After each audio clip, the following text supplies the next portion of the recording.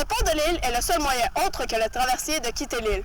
Construit de 1890 à 1893, le pont fut un grand changement dans la civilisation de l'île.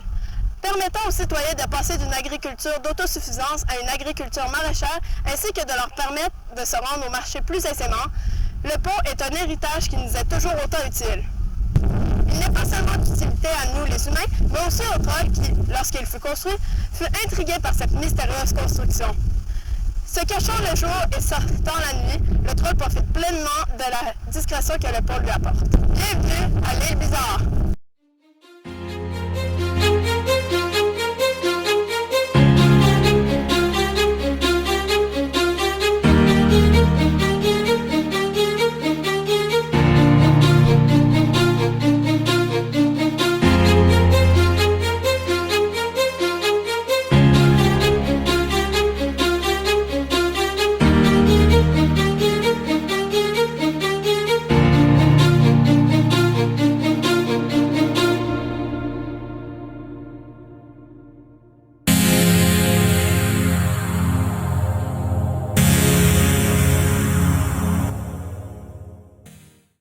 Le pont fut à la base une idée du curé Jean-Baptiste Froux qui considéra nécessaire de la construction d'un pont au-dessus de la rivière des Prairies. Ayant déjà connu le premier ministre du Canada, John A. Macdonald, il lui demanda d'arranger quelque chose. Ayant entendu son ami, Macdonald décida de charger Honoré Mercier de la construction de plusieurs ponts à travers le Québec.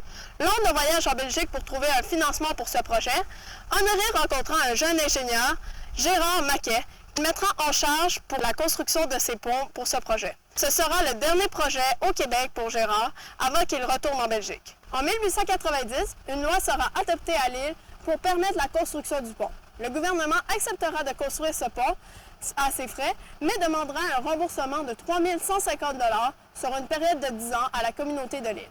En 1893, la construction du pont sera complétée.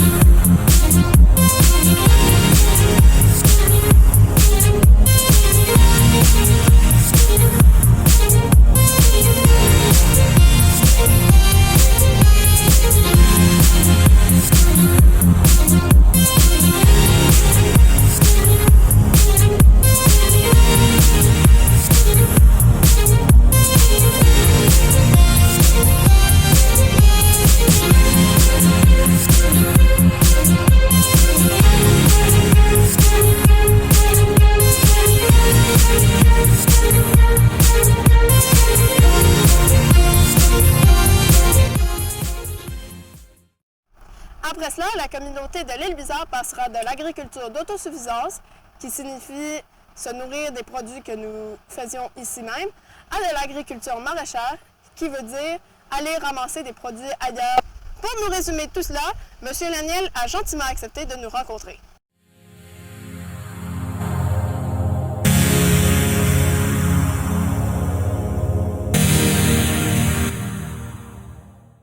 Bon, ce qui est arrivé, c'est qu'à un moment donné, le premier ministre du Québec, qui se trouve être Honoré Mercier, a besoin de financement parce qu'il faut qu'il aille en Europe, parce que malheureusement, les banques canadiennes ne veulent pas prêter au Québec à ce moment-là. Alors, ce qui fait qu'il va aller du côté il va aller en Belgique, il va rencontrer un ingénieur, un jeune ingénieur qui est Jacques Maquet, et qui, lui, a une bonne connaissance de construction de ponts. Alors, à ce moment-là, le premier ministre revient au Québec avec lui et puis ils vont construire plusieurs ponts à travers le Québec. Et celui de l'île Bizarre, ça va être le dernier de tous les ponts qui vont être construits au Québec. Et à ce moment-là, étant donné que les moyens financiers de l'île ne sont pas tellement élevés, parce que c'était aux frais des citoyens de l'île Bizarre et non pas de Sainte-Geneviève, parce que c'était pour répondre à un besoin des résidents de l'île Bizarre. Parce qu'autrefois, évidemment, ils traversaient avec un traversier qu'on peut appeler aussi un chaland. Des fois, on disait ça, un chaland.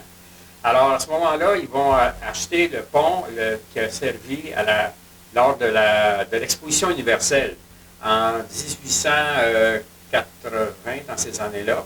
Ils vont tout le démonter. En réalité, c'est l'arche. Ce qu'on a besoin, c'est l'arche centrale. On va tout le démonter pièce par pièce. On va l'emmener en bateau jusqu'au port de Montréal. De là, on va prendre des bacs Et puis, on va transporter tout le matériel sur la rive de Sainte-Geneviève, vis-à-vis la rue qui va devenir la rue du Pont avec le temps. Et puis, c'est ça, on va le construire pendant l'été, une partie de l'automne, puis pendant ce temps-là, on va couler évidemment les piliers dans la rivière. Et rendu à l'hiver, on va s'organiser pour avoir un embarque.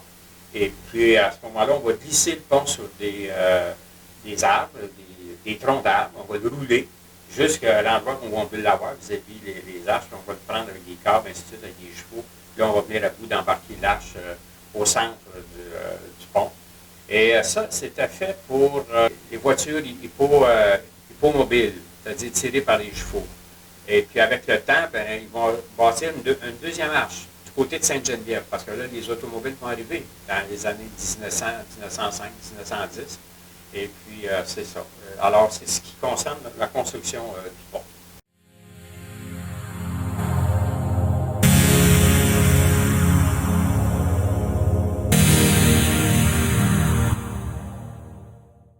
Bon, en passant, le pont est bâti en 1893. On a besoin d'un pont parce que, évidemment, le transport des légumes, il faut dire qu'avant la construction du pont, il faut que je précise, c'est une agriculture d'autosuffisance. C'est ça. Alors, à ce moment-là, on va bâtir un pont parce que on veut transporter nos légumes vers le marché place Jacques-Cartier à Montréal.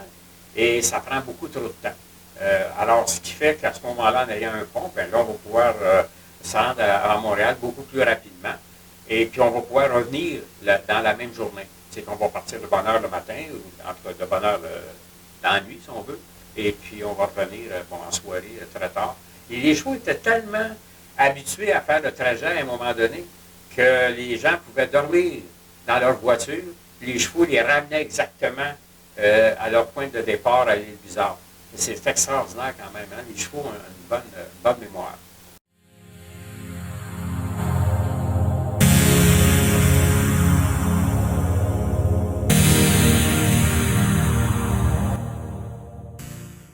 C'est-à-dire, si on allait au marché Jacques-Cartier, c'est sûr que si on allait ailleurs, mais il faut comprendre aussi qu'à Sainte-Geneviève, c'est ici qu'il y a tous les services de notaire, de banque, et ainsi de suite. Alors, ce qui fait que tant son temps qu'on n'a pas de pont avec l'île Bizarre, ça devient difficile pour les gens, les résidents de l'île, de pouvoir faire certaines transactions, comme les notaires, entre autres, les médecins. Il fallait toujours traverser l'île pour se rendre à Sainte-Geneviève pour les principaux services, si on veut. Mais c'est sûr qu'il y a une église à ce moment-là, donc les gens vont aller à l'église de l'île Bizarre, parce qu'il faut dire que c'est le curé Jean-Baptiste Cloud-Clément qui s'est occupé à ce qu'il y ait un pont.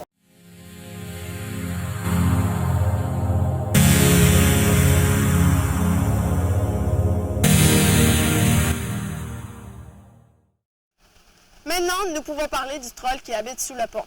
Il est le seul qui existe à l'île et d'après la légende, il est extrêmement territorial. Les seules créatures qu'il accepterait qui s'approcheraient de chez lui seront les araignées.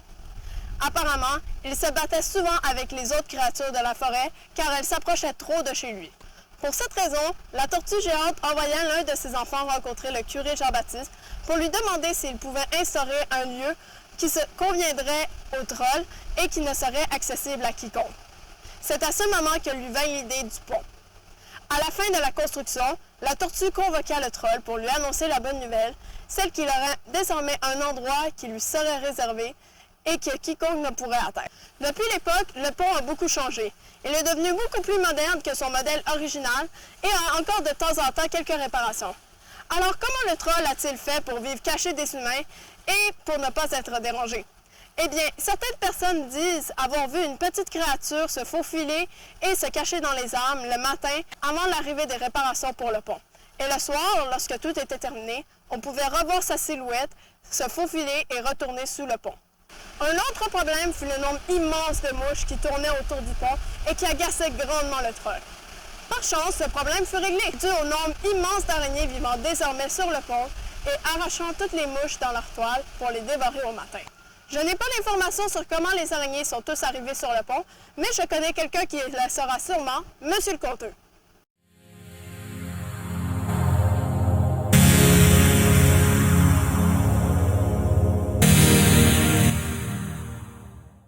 Il se passe quelque chose d'étrange au pont de l'île Bizarre. Il y a un trône. Qu'est-ce que je pourrais bien vous dire à propos du trône? Ben, c'est cette espèce étrange contrarie les gens de l'île depuis des décennies par ses idées et son comportement narcissique. Un peu rare. Il a une horreur des gens de l'extérieur, ce qui le rend réfractaire à tous ceux et celles qui ne sont pas de l'île. Le trône est de petite taille avec les yeux enfoncés, ce qui n'en fait pas un être très agréable à voir. Mais bon, il faut s'y faire avec le temps. Il aime les fées, ce qui n'en fait pas nécessairement un être agréable de compagnie. Il se trouve dans les parages du pont de Jacques Bizarre, comme je vous disais au tout début. Il s'est donné comme mission d'empêcher les étranges de franchir le pont. Il n'accepte pas que d'autres gens viennent s'installer à l'île. Il s'amuse à jouer des tours sur le pont, dont, entre autres, il frappe la structure métallique pour faire du bruit pendant la nuit. Ça fait peur aux gens. Vous pouvez me croire. Les araignées sont de ses grands amis. Elles l'aident à emprisonner les nombreuses mouches qui s'aventurent sur le pont. C'est lui qui les a amenées parce que les mouches le dérangeaient trop. Il a souvent des discussions avec elles puisqu'il parvient à leur parler. C'est quand même mystérieux. C'est à la noirceur qu'il se manifeste. Il court de tous bords, de tous côtés sur le tablier du pont en essayant de provoquer des crevaisons, ce qui a pour conséquence de créer des embouteillages monstrueux. Le plus grave de ces situations est d'empêcher les véhicules d'urgence d'entrer ou de sortir de l'île, ce qui crée de l'anxiété chez les gens. Le trône fait en sorte que les réverbères s'éteignent. Il use de son pouvoir pour empêcher l'usage de l'éclairage des véhicules moteurs. Seuls les fanaux peuvent rester allumés sur les charrettes tirées par les chevaux. Le trône est ratoureux, au point de faire peur aux cyclistes et aux piétons. Il s'agrippe aux chevilles de ces derniers, ce qui provoque des chutes et des blessures aux gens. Il se réjouit des embouteillages. C'est pour dire, il est certain que les étrangers se décourageront de venir à l'île.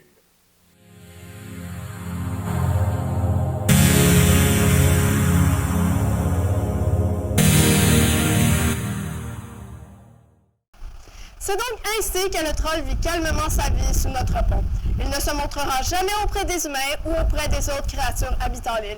Et c'est aussi ainsi que nous avons fait le tour des créatures de l'île. Mais peut-être qu'il y en a d'autres qui ne montrent leur nez que lors de saisons précises.